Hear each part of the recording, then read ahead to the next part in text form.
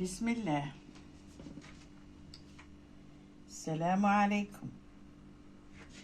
اليوم راني غادي نقدم لكم تقنته، وراني درت تقنته في الفيديو، راها تما كاينه في الفيديو واحد تقنته بوحدها، وهذه تقريبا كيفها، فيها حاجه زياده، قول زوج زياده ماشي غير حاجه. يعني عندنا هنا كيلو فرينه محمص، قليناه في هذا حمصناه. عندنا كاس سكر كلاصي، وعندنا طحينه كاس، وعندنا كاس قاوقاو ولوز مخلط مطحون، وعندنا كاس زنجلان، وعندنا لافاني من غير فتى قهوه تا لافاني. غادي نخلط ونوريكم. هذا كاس زنجلان ما معمرش، ها هو وين ما معمرش، مقلي، غسلته وحمصته ونقيته. كاس دابا غادي نعبر الفرينه بهذا الكاس.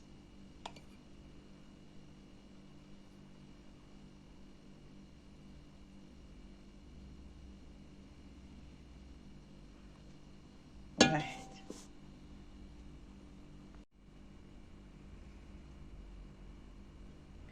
هذا الرابع، هذا الكاس الرابع، وهذا فاني، هذا قوقاو باللوز مخلط، وهذا السكر، هذا السكر كلاسيك. اللي بغى حلو ما جاهش حلو يزيد زوج مغارف ولا 3 باش يولي حلو بزاف، ولا يدير العسل. العسل تاني مليحه، العسل اللي عنده العسل خير من السكر.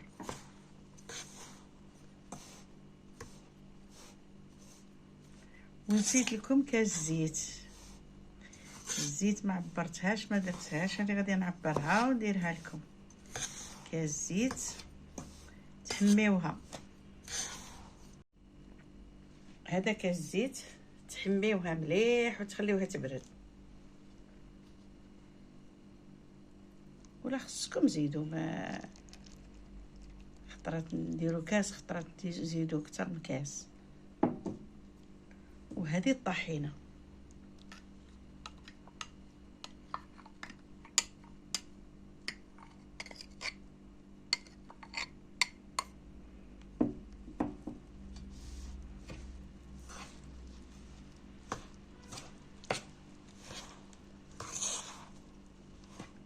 وها تقنته نتاعنا انا خدمناها وجدناها وزدت لها 5 مغارف زيت وزوج مغارف طحينه، خطر شربت لي. راني زدت لها باش ما تقولوش جاتنا قاصحه ولا جاتنا جاريه. العبر اللي درتو راني زدت له 5 مغارف زيت، ودرت له زوج مغارف تاع طحينه. وها هي وينه تقنته تاعنا كيفاش تجي، ها هي ما تجي جاريه ما تجي قاصحه، هاي هذه هي وهذيك اللي طلبتها مني ان شاء الله توصلها وتوفق فيها ان شاء الله. وراه جاي سيد الميلود ديروها ومليحه، هذه خير من الاولى. جربوها وردوا عليا الخبر، بنينه ومليحه، واللي داقها دار بها.